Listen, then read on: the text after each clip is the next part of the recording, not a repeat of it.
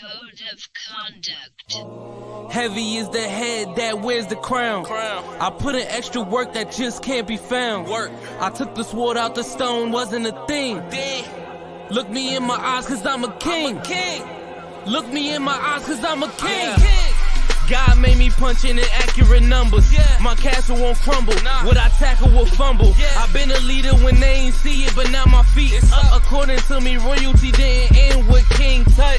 Crown on my head, clouds is at my legs. Big says sky is the limit. I look down on the ledge. I push the bar like I'm opening a cell. Hands in my cookie jar, you won't come out with a single nail. I need all of mine. The weight of my shoulders won't fit on a scale. What's a king to a giant? Well, Goliath fell. Even if we playing chess, dog, this king can't be checked. I make all my moves on the board. I invented my steps. I'm a king, the blood of a ruler. I feel like Mansa Musa. Make your squad disappear like landing by the Bermuda.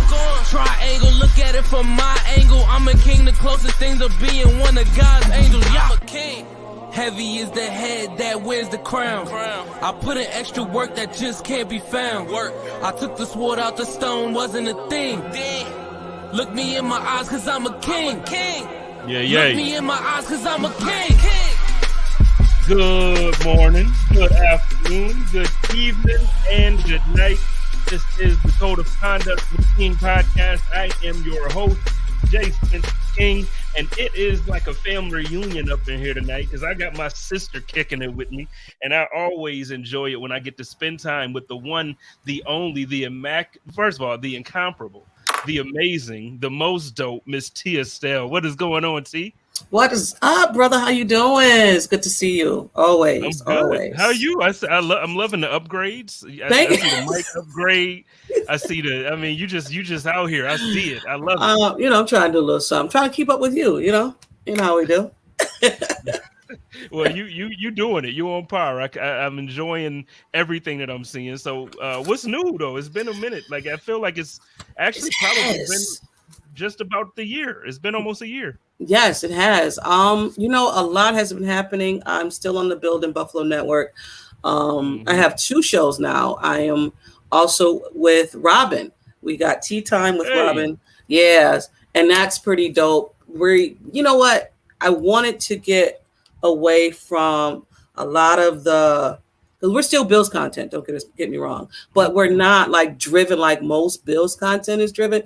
We just have conversations about any and everything, like the mental side of the game, like how we personally feel about certain things. And maybe people don't want to listen, but we've been getting some great feedback. So it's definitely the opposite of Mike and I.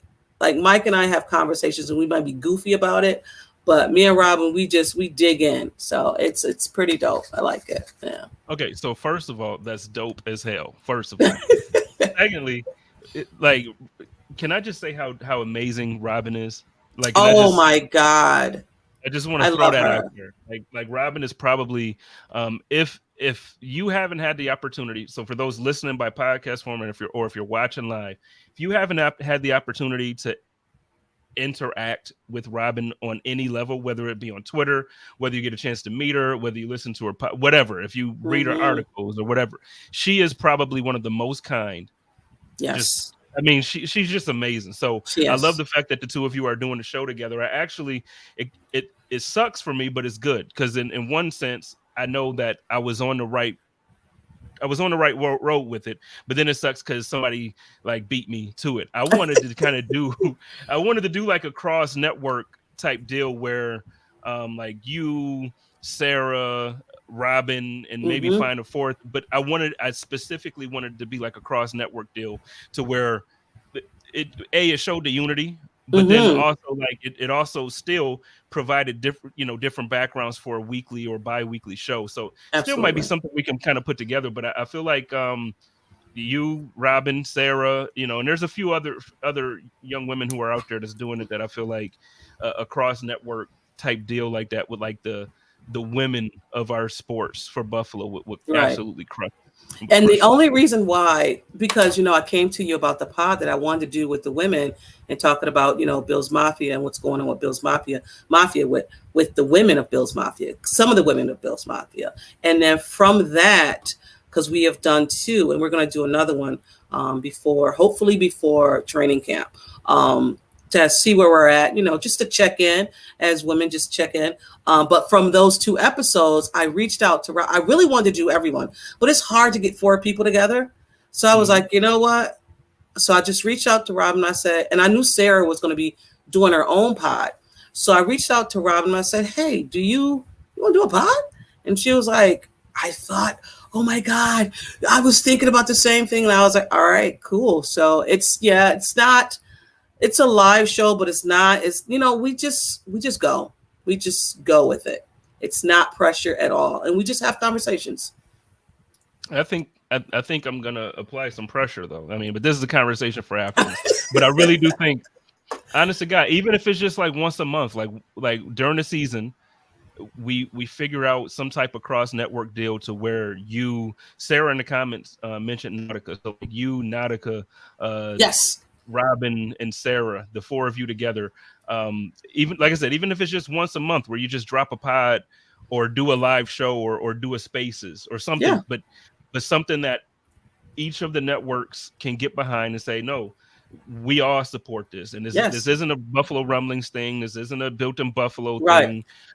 This is all of us together. Fan base thing, none of that. Showing that our ladies know what the hell they talking about, and they absolutely can talk better than most of the men and all these other freaking all these other different fan bases. Now here goes Sarah, always talking about I'm stealing her ideas. She be capping for y'all. I just want y'all to know, Sarah publicly capping for y'all like she's the brains behind the operation. She has a lot of ideas. She has a lot. I love it. But I'm gonna tell you, I'm the guy. You know what I mean? You're like the guy. I'm the guy. You know what I mean? Right.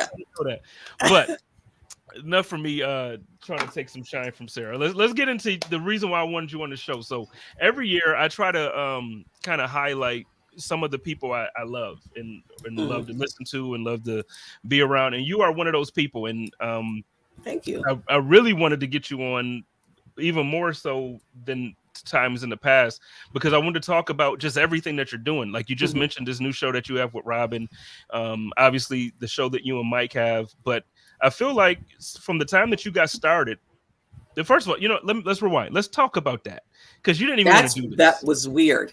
Yeah, because I stopped podcasting for a while because, build the Buffalo fan base, it's a lot of content out there. And you have to try to fit in when you fit. And I think that was my problem. I was trying to fit in. So I just stopped. And I was listening to Joe one time, Joe Miller, Yo Guy. And he just said something. And I was just like, I'm just going to reach out to Joe. And then that happened. And then he was like, you know what? I got somebody. So and that's when we hooked up. And he was like, yo, yeah. And it was just so smooth. And I was like, you know what? I'm just going to continue. I'm going to continue doing this. Maybe something hit, maybe it won't. And I didn't care if it hit or not anymore, because I was not reaching, because when you reach for stuff, you don't get the right feedback. So I was just like, I'm just going to continue to do it. And at the time I was doing it by myself. And then I spoke to Mike, and Mike used to cut my son's hair. And I was like, hey, you want to come on the pod? And he was like, what are we going to talk about? I said, well, I've been talking about bills. And before it was bills and beer. And I was just like, I'm not doing beer anymore. So, and I still love beer, but I'm just not doing the two together anymore. So Mike came in, and ever since then, it's just been for us, it's been a hit. For our communication, our connection was always so smooth. I didn't have to reach. I don't have to pull nothing out. I mean, sometimes you do, but it was smooth, very smooth. Speaking of beer, not to cut you off, everybody in September, if y'all not doing nothing, the weekend of the home opener, shameless plug here. I just want to make sure segue. I did a great segue there. Yeah, you did that. You did that, T. You did that. Make sure you come around to the Resurgence Brewery downtown on Chicago Street. We're going to be re-releasing the Buffalo Rumblings IPA like we do every year. But go ahead, Sarah. I'm sorry. I saw Sarah in the comments throwing more hate out there. But go ahead, T. Keep on going. So once we did our first 2-3 pods, and I was just like, do you want to be a regular? I'm like, I just need, some bounce back, because doing a pod by yourself, it can be very stressful. if you don't have the right topics, if you're not saying a lot, and it was just a lot. And I was just like, I would rather just have you on a pod with me. We talk well together, and he's been on ever since, and going on to 2 years right now. So 2 years. And yeah, again, like I was just saying before you responded to the questions, like you didn't even want to, like you wanted to, but there was some apprehension because I had it. So she didn't tell this part of the story. I had to punk T. yes. Oh my She God. was like, "No, I'm gonna just do this. I'm cool doing this like I'm doing it." And we just go, and I'm like, "Nah, look, you have to get on a network so we can get your voice amplified. I forgot about that we can part. get people to hear you." And so at the time, I had just started with Buffalo Rumblings, and I wasn't in the position to sign anybody or to get you on the network for myself. And we had a pretty I think full roster weren't you? No, you were with Fanatics, weren't you? No, I had just left Fanatics. Oh, okay. And that's why Joe was saying to you, like, well, let me link you with Spence because I just hooked up with Rumblings, and I wanted to get you on the net, but I'm just like, man, I can't do it. And before I joined Buffalo Rumblings, I was actually very, very close to joining Built in Buffalo. So the conversation that happened with me and the team over there was like, look, I'm telling y'all, T, you got to meet T. T is going to do it. She's this and she's that. And they was like, all right, we'll check her out. Next thing I know, the announcement's being made and you're crushing it. Like you're just crushing it. Scared as hell because I was like, I didn't want to be on a network. I just did not. I've heard stories, did not want to be on it. I didn't care about it. I wanted to be more independent. And for the most part, I still am. I mean, the guys over there are incredible. Like, you hear about networks and everybody, I guess this is what it is about. Networks sometimes are fighting and they don't even know they're fighting. I'm cool with everybody. I don't care about networks. I'm not a network type of person. Yeah, I'll get on a pod with somebody. I don't care. I don't care about your network. I don't care about it. Nice conversation. If we cool, we cool. And I get that you have to do certain things, but I really didn't care. But Build in Buffalo, I'm thank you. I just have to say that. Thank you because you seen it. I didn't because I was so stubborn. I just didn't want to see it. So I appreciate you for that. And every day I thank you for sure. And to your point there, I've been a part of a ton of this podcast beef. Yes. I just want y'all to know I'm out here, okay? And West Side is the best side, okay? Oh God. West Side. No, you see me out here like Tupac. West Side is the best side. Oh Lord. You know what I've learned, because me and Joe have talked about this on the show a couple of times, and now I'm so far removed from it because everybody has some amount of ego, right? When you do these podcast things, everybody has an ego. But I think for me, I think that the reason why, like when we have these little Twitter beefs and these podcast beefs, I think the reason why it bugs me is because for the most part, the community is a small community, but it has a lot of love. So I feel like for the most part, everybody helps out each other. Everybody's down for each other. If it's like, yo, I got this event going on, can you come through and show some love? You want to come on the show? So I feel like for the most part, it's that. I also, without trying to sound like I'm a bragger, because I'm not trying to brag when I say this, but I'm just like, I'm a boss. You know what I mean? Like the way I conduct my life is very boss-like. So if I'm going to get involved in something, I make sure it has a boss aspect to it. So with this podcast thing, there are different moves that I was trying to, or that I'm still trying to make, that I feel like can help others. Once I kind of figure out how to do it, I lay the blueprint, boom. Felt like I was getting some hate for no reason. I was trying to show love. So I'm saying this to say, I'm glad that you recognized that early, because it still was one of those things where it's like, okay, so I saw how that whole thing happened with Spence. I'm a stay away from that. I'm gonna stay out of that. And what you've been doing, I think, has been phenomenal. Like you do your content, you get on Twitter and you debate, you let people hear it, you let them have it. I'll be peeping it. You give them the game, but at the same time, you stay away from all of the other stuff. And I think that's going to take you far. I think that's going to be something that is going to allow people to continue to love you, because you won't provide, you know what I mean? Like you won't be providing an opportunity for them to have any hate for you. Yeah. So you know what? Like, it's really crazy too. Thank you. Because my first interaction with someone who was trying to really trolled me really hard. It was, and that's a pause. Was this guy from New England? Like he was going hard body, like followed me, will we retweet everything I would say. Like it was crazy. So I DM'd him and I was like, listen, I don't know what you're trying to do, but I'm not that. Like, I'm not that. And he was just like, no, it's all fun and games. I said, I get all fun and games, but you're taking it personal now. And I don't do the personal stuff on Twitter. Maybe people love that. I'm just not for that. This is all content for me. And I love the Buffalo Bills and I love to put out great content. I said, but if you just want to troll and talk about Super Bowls and all this other stuff, you can have it. But I'm not going back and forth with you with personal stuff because I just don't do that, you know, but that's just me. I hear you. But that's again why I wanted to give you that compliment, because I feel like you've mastered it. And I don't know if that's just because you're a lot more mature than me. And but you've mastered that. I've seen you you do it so smooth though, Spence. When you go when you go back and forth with somebody, you do it so smooth. I enjoy it, I have to say. Well, early on I didn't do it well, but then I have to give credit to Bruce. He kind of gave me some advice. One of these I'm trying to remember what it was, but one of these times I went to him and I was so frustrated with like the way some of the comments be coming through and and he was just like, man. And now I tell Sarah and I tell Sarah, Joe, and I tell Sterling often too. Just Eminem, just mute and move. You know what I mean? Like, I like it. And a lot of times, like, and I won't even block, because now I'm learning that a lot of times people take a block like a badge of honor. It's like, so you block them and then they'll go up and they want to post it. Oh, I got blocked by Jay Spence the King. Yeah. Okay. Weird flex, but go off. So, but now I've gotten to the point where I just mute and let them talk to themselves. So I don't even see what they're saying. I like it. But I've grown to that.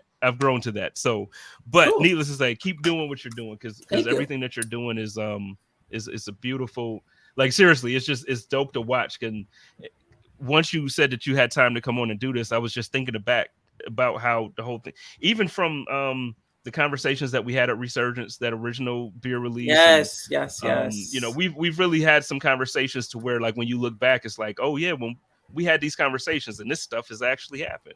Yes. And listen, I am so, and you know, it's not stroking ego here, but I just look back, like you said, that conversation, and you are actually putting the moves in. You're putting yourself in a great position to, you know, take those steps. And I'm just like, I'm happy. I'm so happy for you. And I'm glad that you're part of my team to do it. You know what I mean? Yes. Like, all that mattered. The people you start with when they real should be the people that you celebrate with. So right. We got celebrations coming. So let's talk a little bit though about your show. So I know we just talked about the one with Robin. You talked about how it got started with Mike and how all of that stuff happened. So tell me what's been happening with the show, with you and Mike's show, because you could tell him I feel something. I know. And you can tell him. Mike is not a social media butterfly. He doesn't like it. He does the pod and that is it. And that's cool. Yeah, he is not. He doesn't have Twitter. He has Instagram for his shop, his barbershop, and Facebook. He's on it every now and again, but that is it. Like, that's cool. Yeah, but tell him he can come on the conduct. He can come on the code of conduct. And I like that about him.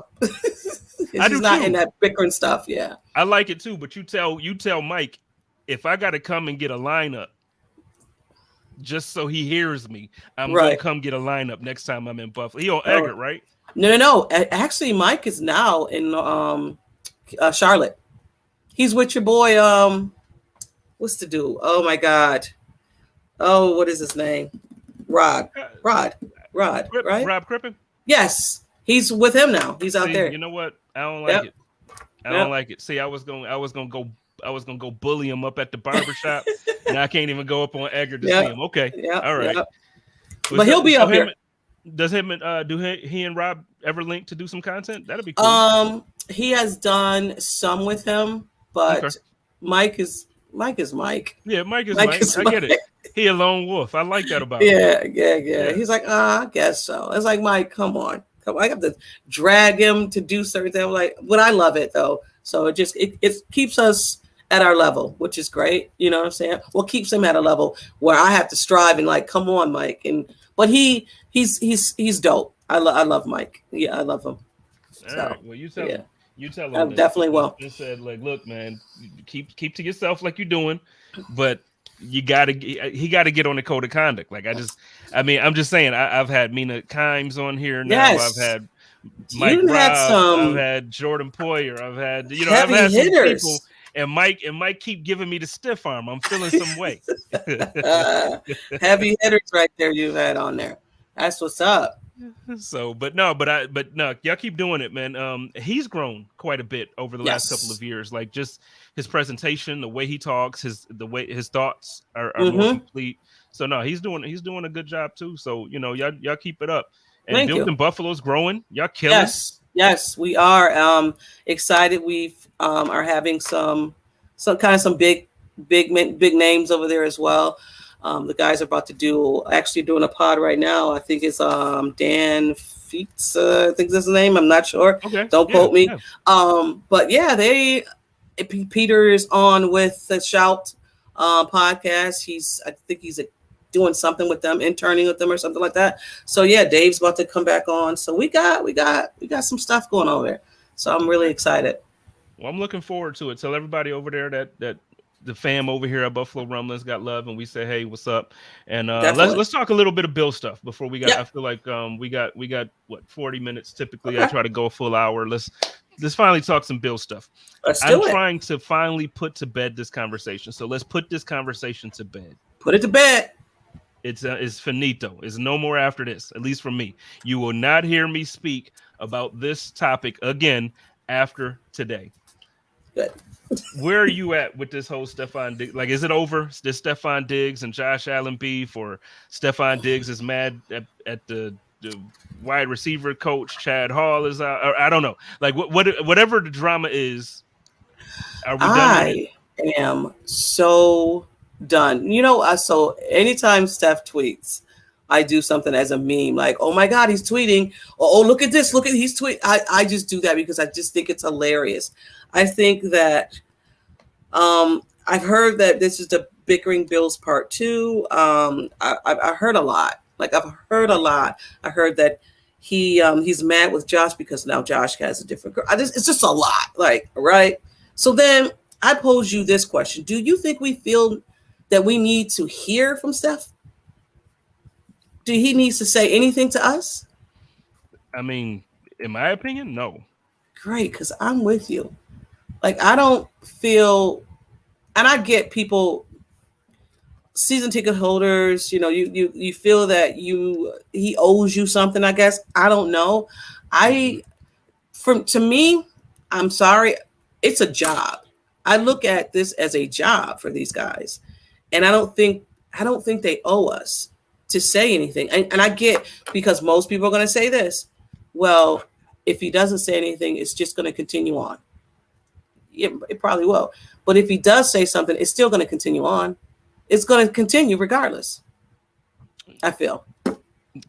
A, you're right. It's going to continue. But B, okay, so it's 2023. And the world has us messed up. If we was sitting on the porch drinking beer, smoking cigars, I would have worded that a little differently. Oh, I know. But the world got us messed up right now. Like right now. Because I'm going to tell you what the problem is. I have this conversation often because I have a fear, like a real life fear. I can't even have regular conversation with people without having disclaimers at first. You can't you have to protect yourself from being canceled. You have to make sure you can't say something without making sure it didn't offend somebody, even if you didn't mean it in an offensive way. You can't go places because then people are taking pictures and then it's on Instagram and Twitter. Oh, I saw so-and-so here with so-and-so. Right. It's just insane. So it's getting to the point now where I get offended for the players and all of these other celebrities. It's like they can't even live a life because people feel entitled to their business. Right. And I get it. It's the day and age of social media. Blame Soulja Boy. He was the first little rapper to go out there with a camera following him with YouTube and all that. Blame Soulja Boy. But right now, people feel like it's really their business to know why Stephon Diggs was mad at Josh if he was really mad, or why Josh, or whether or not the rumor about Josh. I'm sure you heard all the stupid stuff that happened before. I'm not going to repeat it because I think it's all dumb. But they feel like it's their business to know if it's true, if Josh and Brittany really broke up, or if whatever else happened. I can give you it's nobody's business. Yeah. Now, is it your business if I choose to put it online and talk about it? Sure. But that's not what Steph does. No. Literally yesterday, I had somebody, and it's all love. These are my people because it's Buffalo Rumblings family. But I had my Buffalo Rumblings family tell me yesterday on the timeline, like, look, Steph needs to stop this because he knows that this is going to. I said, no, Steph is basically having, he's just tweeting lyrics. It was literally a Meek Mill lyric. Oh, that, yeah, I seen that. It was a Meek Mill. I was literally like, a Meek Mill lyric. Like, that's me. And if you don't know, then you don't know. When he did it, I was like, oh, that's a verse. I said, I think it's a Meek. I'm not sure. So I went and I was like, oh, that's Meek. It was Meek. So and for those who know it, it's like, okay, it's a Meek, but cool. I don't tweet them anymore just because I don't like the way Twitter flows. But I used to tweet lines all the time. Now, if you follow me on Instagram, my stories are typically that. Like I'll do like I'll quote the bar, and that's the story. Yeah. But that's all he's doing. And he's like, well, he shouldn't tweet. So now he can't tweet what he feels like tweeting because you don't know Meek Mill. You know how silly that sounds? It's so to insane. Me, it's like I don't even want him to. If it was up to me, I would tell Steph like, "Yo, get a burner, my guy. Just get a burner. Have fun. Tweet what you want." But I don't know. People pick and choose what they want to be offended about as well. Because I'm telling you, like there are several people who tweet only lyrics, but it won't matter because they're not Stephon Diggs. Right. You can go down half the players on the roster and they're tweeting lyrics. I mean, but I also get. I mean, I get what Steph, and this is all speculation, and I don't even like to do this, but I understood because if you look at the games, he was being targeted, and he even spoke about it. About maybe the offense wasn't running through him towards the latter of the season, and maybe he was upset about that. I mean, in that Browns game, you could see he was clearly frustrated. But I mean, I don't know. See, game one is going to be all eyes on Steph and Josh. So hopefully everything will work out, and I know it will. Because these guys want to win one thing, and that's a championship. So, let me read this comment here from Sal. Sal says Steph is a captain and was in labor management meeting, and he put the coaches on blast, deservedly so. Things got heated, and McDermott press conference was a joke, and throwing Allen to the wolves was ridiculous. I just want to. The only reason why I'm even like going to read this one, Sal, you're my guy, love you all day. This is incorrect. I just want to make sure everybody knows that this is not what happened. And I understand that as a lot of times as on social as fans or whatever, we see stuff and we hear things and then we run with it. This isn't good because that's how rumors end up actually really running. Steph didn't throw Josh under the bus. He didn't throw him to the wolves. He didn't put the coaches on blast. Like none of this stuff happened. But this is the narratives that things run with. But how do you like? I did not want to get into the whole Steph thing. But how do you feel that he did that though? Like how did this? I mean, I know he can't really respond. Yeah. Well, if you want to respond to that, Sal, you, please throw in there in the comments how you feel like Steph did that. Everything that I've heard from the few sources that I have inside the building, it really was non-football related. Like Josh said, it really had nothing to do with a lot of the stuff that we've heard. It had nothing to do with our offensive coordinator. It has nothing to do with Chad Hall. It has nothing to do with the possibility of us signing DeAndre Hopkins. These are things as facts that I know, but I'm not gonna ruin relationships over one story. But I can just tell you that 99% of the stuff that we've heard in the media is false, and I can promise you. But all of it is speculation. So and I hate going on speculation. If I don't know a story, I don't know the story. It's not meant for me to know the story. And that's how I feel about it. But Shout out to the big dog, Matt. Matt is the man over at Buffalo Rumblings. He is that editor in chief. If y'all don't know him, y'all need to get to know him. He says the team threw Allen to the wolves, in my opinion. My understanding is that Allen had to be apprised of the situation as practice ended. Then he immediately had to answer questions as the face of the franchise. I'll agree with that. I think it's if I was now that's the reason why you get paid $250 million. Like you're the guy to do it. That's why. But I would completely agree. If anybody should have been having those conversations, to me, it's Brandon Beane, Sean McDermott. Yep. And if he wanted to speak at all, Stephon Diggs. Yeah. I don't think that we need to be asking Mitch Morse questions on Diggs. No. I don't think we need to be asking. They had 15 minutes on Vaughn, asking about Steph. Vaughn and Vaughn is going to say Vaughn. Vaughn going to be Vaughn. Everything's fine. Everything's good. Fine. We win the Super Bowl. I'll be back week 1. My knee is fixed. That's fine. You know what I loved about what Vaughn said too? He said one of the beat reporters said, "What do you say when other guys ask you about the situation?" He said, "I'll tell them to mind their business." I love that. Just take a book out of Vaughn's. Take a page out of books. Take a page out of Vaughn's book. Mind your business. And I know we can't because we're content creators and we love our bills. So I'll say that lightly. I just say it lightly. Eminem. Eminem. I love it. I love that. Yo, if you saw my mute list, you'd be like, damn, bro. Like, who do you actually see on your timeline? I mute. I just mute. Nah, hey, I think I'm going to start doing that. So, Eminem. Yeah, so I can't say mind your business like I want to. So mute. Gotcha. I love it. I love that. So you were talking about go ahead. Sal he's back in the comments. He says, was Steph there speaking as a captain? Don't think Steph was mad at Allen as much as Dorsey and things got heated. Just me being Columbo. Okay, so again, I can tell you with as much respect to my relationships without ruining them. He was not mad about Dorsey. Steph, anytime he's in the building, he's there as a captain because that's his role. And from what I heard, it wasn't Steph speaking as a captain, but there was a team addressed issue and things got heated. That's the most that I can say. I'm about to say, don't get yourself in. No. That's the most that I can say. There was a team conversation, and things did get to the place where some people didn't agree with everything else or everybody else, and things and other conversations needed to be had. But it had nothing to do with Dorsey. It had nothing to do with any other coaches. Nothing like that. So please, it was not the playbook. It's not D-Hop. It's not. So I just want to reiterate that. It's not the. It's not the. What was it? Also, they were talking about the contract.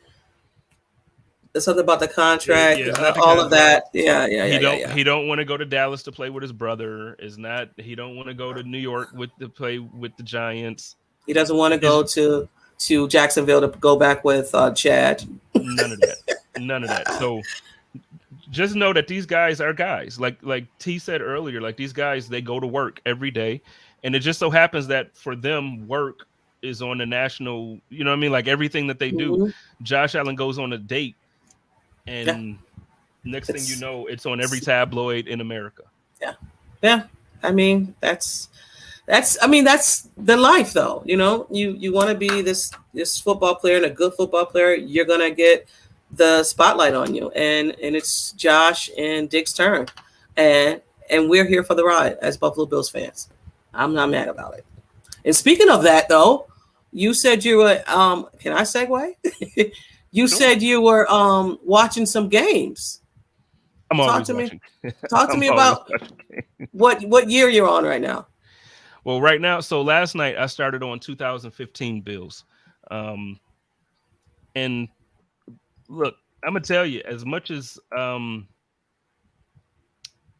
love Josh Allen, I don't want any other quarterback in Buffalo besides Josh Allen. Gotcha. I don't want to have a conversation about another quarterback in Buffalo aside from Josh Allen. But I miss Tyrod, man. Like I was watching this game last night. Yo, they played against the Dolphins. It was like week 3 or week 4 of that season.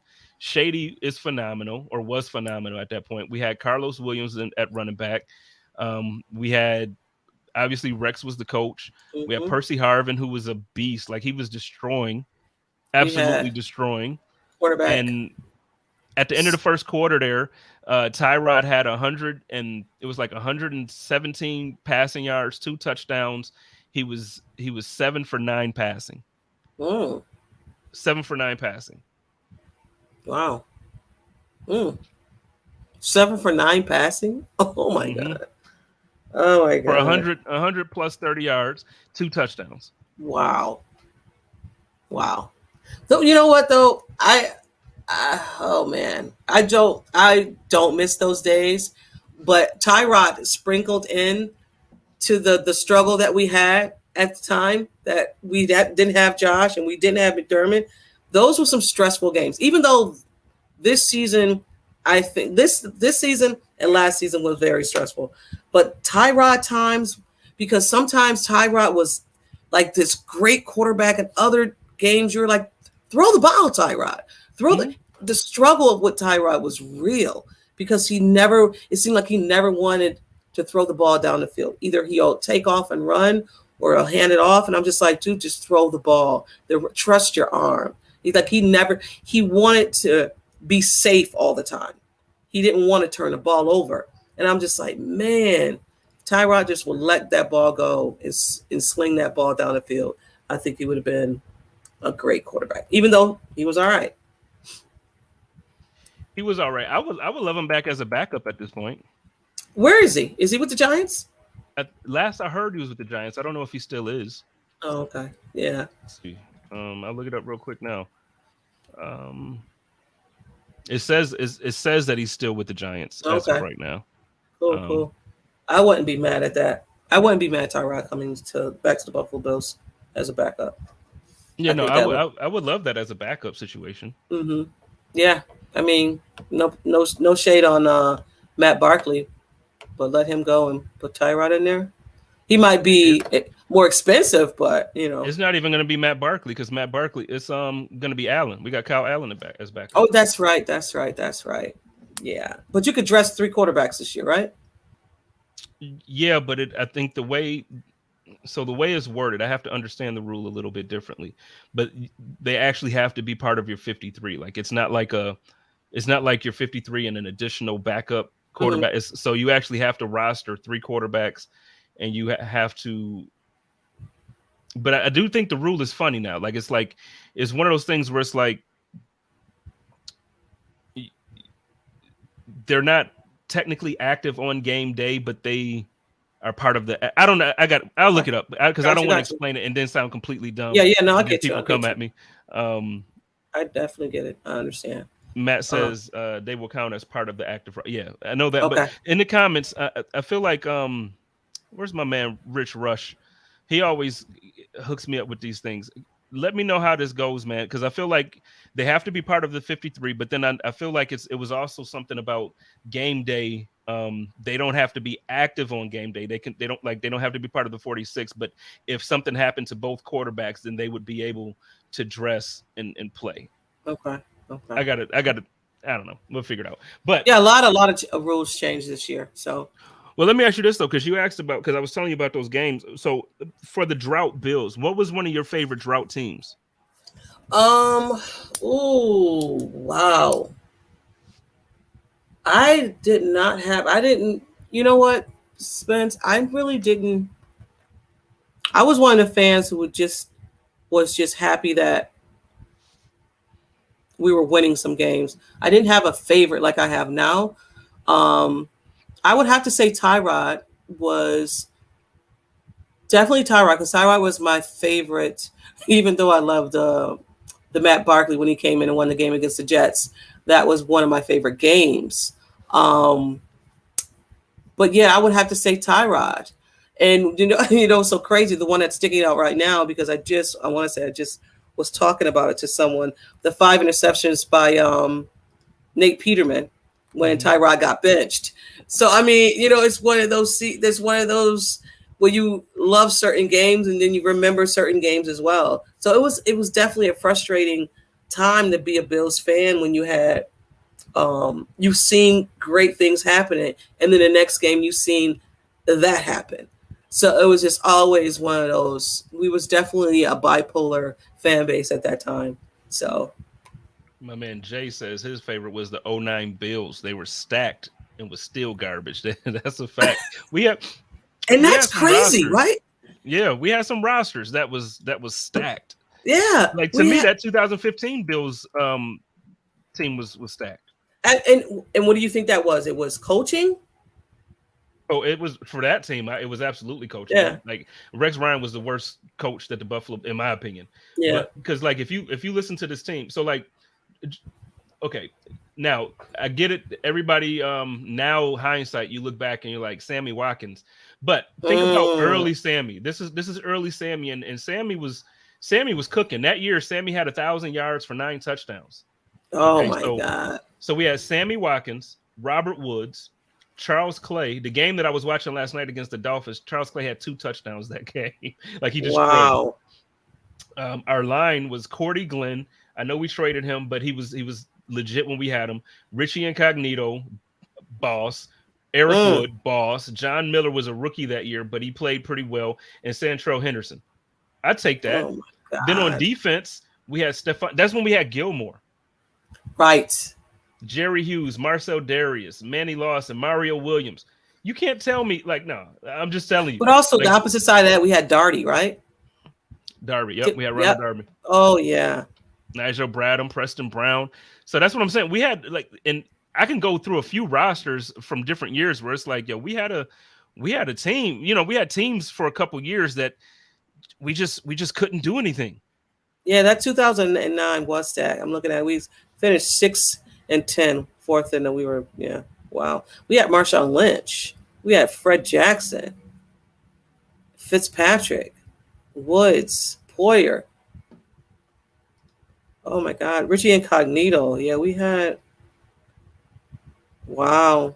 See, and Jay is still talking about that 09 team. We have Fitz as the quarterback, Terrell Owens, Lee Evans, Marshawn Lynch, and Fred Jackson. Like, that's crazy. We've had, oh my God, yeah, we've had some players. You look back at that, you're just like, why didn't we coaching? Of course, and now we have a good coach, a great coach, some will say, and people want to run him out. Man, if y'all don't get out of here with all of that, first of all, can we talk about that for a second? We got a few minutes left. I told you we probably wasn't gonna hit an hour. I'm sorry, I lied. I lied. Damn it. Why do we keep having these conversations from within the fan base about getting rid of the best coach that the Buffalo Bills have seen since the early 90s? I had somebody tell me the other day, well, that's a low bar. Okay, just because he's the best coach that we've had, that means you're settling just for not winning. What? Wait, what a minute. Wait. Oh, exactly. Because their argument was, okay, yeah, he's the best coach that we've had since the 90s, but he still hasn't won a championship. Okay, guess what? The coaches in the 90s didn't win a championship. So right, that's not a good comparison right there. It's not. Because when I go on Spaces, which I do, I have to hear about before Super Bowls all the time. All the time I have to hear about 4 Super Bowls. And it's just crazy. I'm like, were you born? Were you born? If not, then hush. I'm gonna be honest with you. I don't even care. Because I tell people, I got so many friends. I have family members who are Patriots fans. And so most of them were alive for Tom Brady's Super Bowls there. Mm-hmm. I still don't care. I tell them all the time, like, look, I dated a dime piece in high school too. That's how I get them, because they keep talking about, yo, Tom, we won a Super Bowl. Okay, so you gonna sit here and brag about your ex? You happy that you happy about the good times that you and your ex had that much that you ain't thinking about today. You ain't thinking about what's happening now. You talking about what happened with your ex. Yeah. Okay. Yeah. All right. Yeah. I mean, I do understand their gripe. I get it. 7 years with Sean McDermott and some questionable calls. I understand it, but okay, let's just entertain it. So if he's gone, who's coming in here? Who you got? And when I say that, they don't have a replacement. You know what though? They never have replacements because that's the same damn question that I asked about Tremaine Edmonds, and now my guy is gone, and now this the biggest hole on the roster. When he left, I knew. I said, "Oh God, Spencer's not gonna have a great day." I broke up with the team for like a week. I broke up with him. I bet. I dumped him. I unfollowed him on all socials. I blocked him. Not you. I did. I blocked him. I didn't. I was like, I'm done. I didn't get a memo that you unfollowed the team and you blocked them. With him. I broke up with him. Oh my God! I got over it. I got over it, but I definitely they. It's so like when you're in a relationship, like you know how to argue, but then like what button to push. Yes, yeah. They did that. They knew what they was doing. But they could have just done it last year. They could have just paid him. The prior year, they didn't. They didn't have to wait. They didn't have to wait. I feel like that's now what they did with Ed Oliver, which is the one that I wish they wouldn't have done. Now, I'm not saying I was shocked. This is no shade. This is no shade at Ed Oliver. I get it. Love Ed Oliver. Ed Oliver is a good, solid player, good young player. He's not this year. His salary would have been 10.4, I think. Before he hasn't given us $10 million type effort. Yes. Now, Bills fans, y'all say what y'all want about Tremaine. I know y'all hated on Tremaine all of this time. I get it, right? I get it. Last year has been the best year of his career. So based off last year, yeah, okay. Overall, just because he hasn't been a all-pro linebacker does not mean that he hasn't played up. He's played very well for his position. It just ain't the way Bills fans want him to play. Let me ask you. Okay. Do you think that they were going in a different direction when they did some of these draft selections? Do you think they had in mind like Tremaine probably is going to outplay his contract, or you know what I'm saying? Because there was linebackers that was getting paid, and I was saying there is no way that the Buffalo organization is going to pay Tremaine this money, but we were saying if you don't sign Poirier back, maybe there is a possibility to get Tremaine. But then I was like, well, maybe they're going in a different direction when it came to this defense. Do you think that was the case? I mean, I feel like that every year because, I mean, me and Joe and I talked about this a couple of weeks ago when he was on here because he was saying how that's even kind of how last season kind of got derailed because they wanted to do more of a two tight end set. And then when we lost out on, I forget the tight end now, but when we lost out on one of the tight ends. Oh, my God. What is his name? Because I loved him. He came from Arizona. He came from Tampa Bay. Yeah, he played for the Texans last year and athletic catching tight end. Yes, but we ended up cutting him. So again, every year I feel like that's an excuse when things don't work out though. Because I tell you what, if Gabe Davis would have looked the part, and if whoever pick a player, if Isaiah McKenzie would have played 80% of what OJ Howard of what Beasley Howard. So if we would have had if guys would have performed, we wouldn't have had any complaints about OJ Howard. Oh, well, the team wanted to do 12 personnel and we couldn't fit it. No, but it's only a complaint when things don't work out. Well, the original plan was this. No, for sure. I don't want to hear it. Yeah, I get it. I get it. That's a sour spot for you, and I get it. Sore spot for you, and I get it. Because I love Tremaine too. I mean, I got heat too because Mike finally came around, and I was like, he's going to leave now, and now look at us. You know what? It's not even just the fact that it's Tremaine, because I feel like, okay, overall, Sean McDermott and Brandon Beane have done exactly what they've preached. They said we're going to try to draft well, keep the guys that we can, and also fill holes in free agency. And that's the way you're successful. You fill holes in free agency, you develop your guys, you keep them, get rid of the ones that don't do it, and then draft well. The problem is, over the last 3 or 4 years, we haven't been drafting well.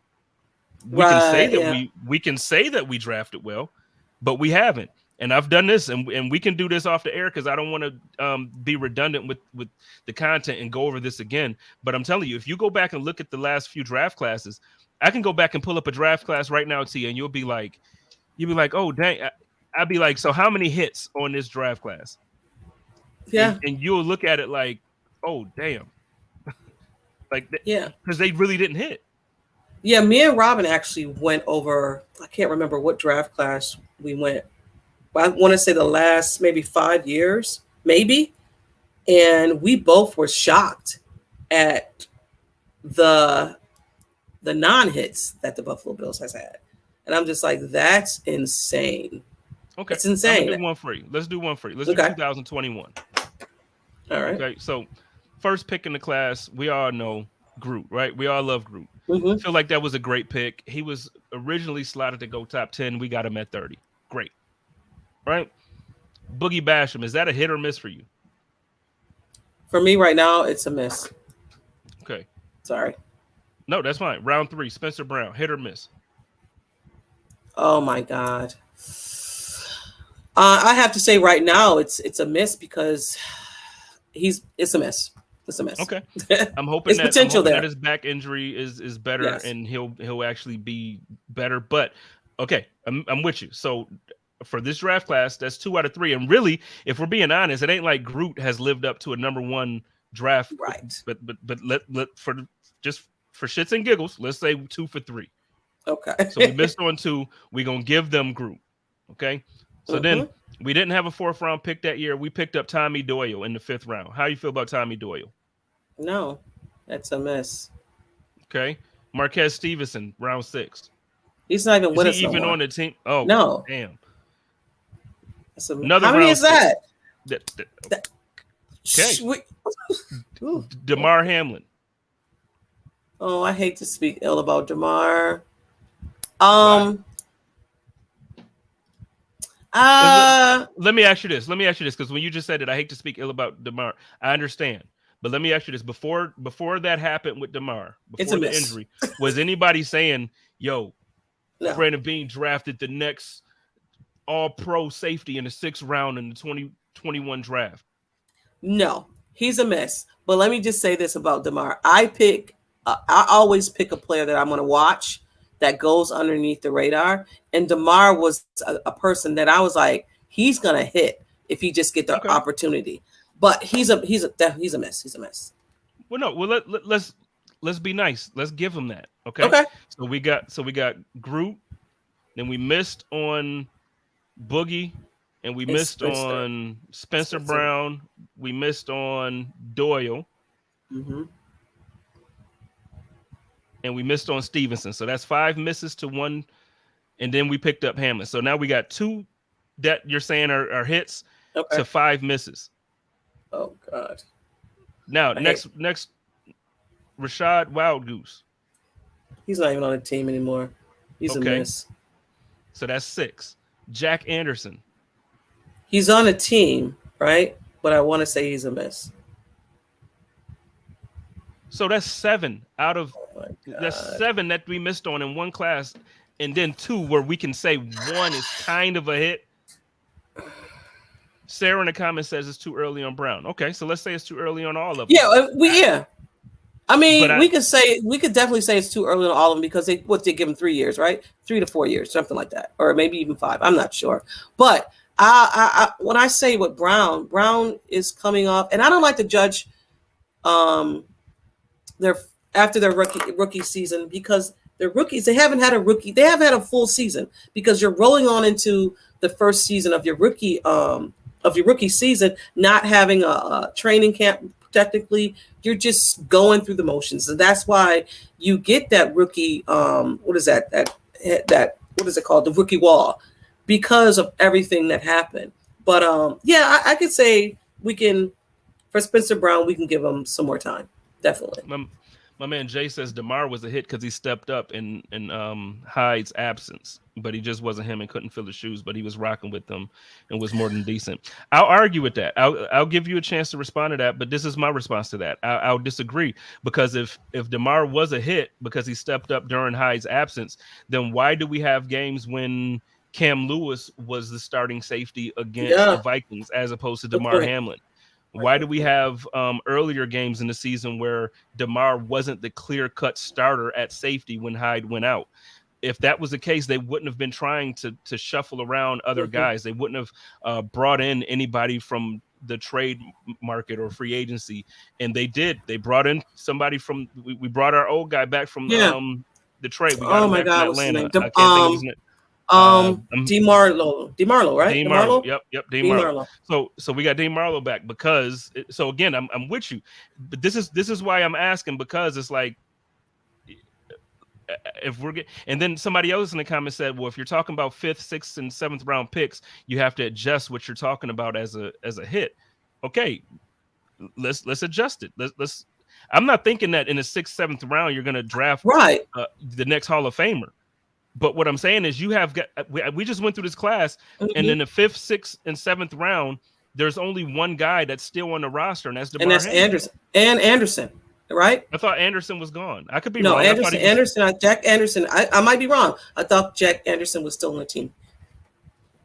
I could be wrong. Let's see. I'll look him up. Okay.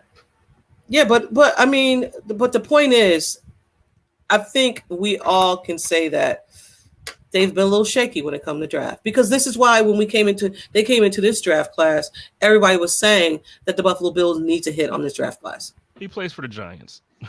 Oh, does he? Well, he doesn't even play for Buffalo. My bad. Okay, well there you go. There's only one. So let's do this one more. Okay. Let's do 2020. We didn't have a first round pick because we traded it for Stephon Diggs, right? AJ Epinesa, hit or miss? Hit. You say AJ Epinesa's a hit. I say let's trade this man. That's the honest God truth. Zach. Okay. No. Miss. Gabriel Davis. Oh man, a hit. I'll give it a hit on Gabriel Davis. Jake Fromm. No, miss. Tyler Bass. Oh, hit. So that's 2. Isaiah Hodgins. Oh, miss. Oh man, yeah, miss. That was a miss because he's with the Giants. On a different team. Dane Jackson was probably, in my opinion, the best draft pick in this class because he by far outplayed his draft position. Absolutely. Gabriel Davis, I think, to be where he was drafted in the 4th, I think that's a good pick. I think he's living up to his draft status. I think he's actually playing better than his draft status, and we just want him to play even a little bit more better. Tyler Bass is that dude. Absolutely. The rest of this team, the rest of this list, y'all can miss me with it. So we just went through 2 draft classes, and I named 16 players, and we hit on 4. Wow. That's the way Buffalo Bills. That's the way they've been drafting. Wow. Yeah, Zach Moss. Yeah. Danger. Yep. Oh, but we got Reggie Gilliam. He's still on there, right? Did I miss Reggie when he was drafted? He was drafted, 2020. I thought he was undrafted. Was he undrafted? Yeah. My bad. Okay. No, I just wanted to make sure I wasn't speaking wrong on here because, but no, Reggie. I would say Reggie's a hit by far. I mean, he. I think Reggie Gilliam is he could have played tight end. He could play. I love Reggie. Yeah. No beef. Yeah. Sterling and I did this for a full episode where we went through every draft class of Brandon Beane, and we're like, that first year was the first year was major. He did his thing. After that, he hasn't been doing well drafting, which is why this year was so critical. He had to hit. Very, very critical, and I think he knew he had to hit because I think that his track record was coming out, and people were questioning his draft picks. So he definitely had to hit on some stuff this year. Because I mean, and then now last year's class is way too soon to really say if it's hit or miss. But honestly, like even look at this. Like to me, Kyer Elam, James Cook, Terrell Bernard, Khalil Shakir, Matt Wright. We already know what happened with Matt. Christian Benford, Luke. Look, you draft James Cook. You barely play him to the second half of the season. So to me, I think he's going to be a hit, but I don't think it was this season based on the production of him. Kyer Elam, they barely played this guy. Why do you barely play this guy? You drafted him in the 1st round. And you don't play him. And I get it. To me, that's a miss. I get it. Everybody's saying scheme wise, he doesn't know the scheme. He's more man to man.